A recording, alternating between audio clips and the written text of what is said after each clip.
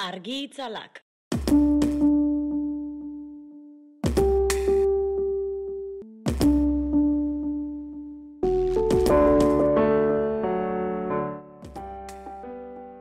Bueno, nik uste biak beharrezkoak diala, alarenik nire ingurura da nire terreinura eramango dut eta nik entretenimenduagatik apostu egingo dut. Alaren nik uste daitekeela informazio bat entretenigarria eta entretenimenduzko programak informazioa edo behintzat eduki importante batekin.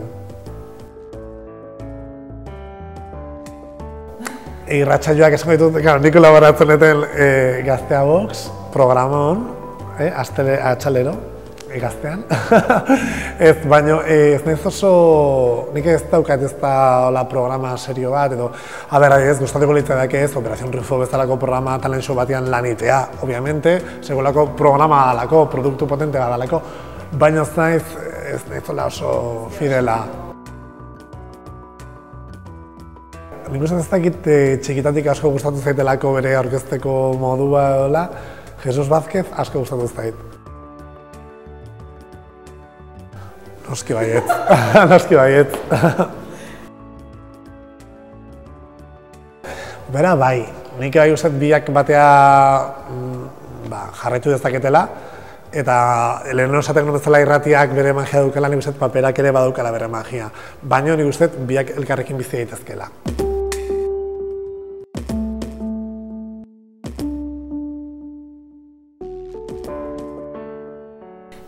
Iruditzen zait, informatu gabe ezin dela bizi, alegia ez nuke aukeratuko entretenimendua informatu gabe iruditzen zaitelako ezin dela bizi eta ez deula bizi behar, eta aldi beren informatuta egon, baina entretenimenduko denboraik ez eukitzea, ez da, dibertsio puntua eduki behar da beti gure bizitzatan.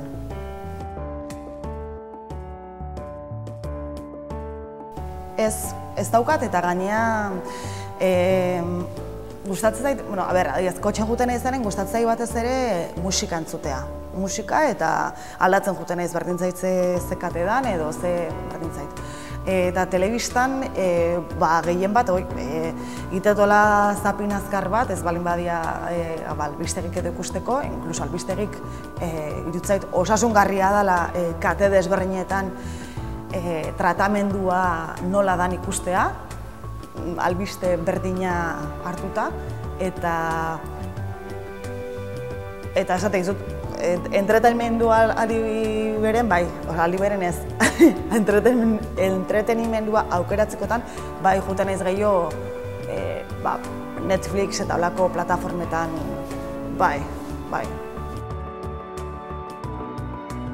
gustatzen zaizkit, nire irakaslea izan zian asko, eta gustatzen zait baita ere hornada berria edo esaten dana kazetari berrik, esango genuke, zaharrak baino gehiago. Iruditzen zait denek daukatela aportatzeko, ni oso gaztezalea naiz, iruditzen zait energia berri hori oso garrantzitsua dela.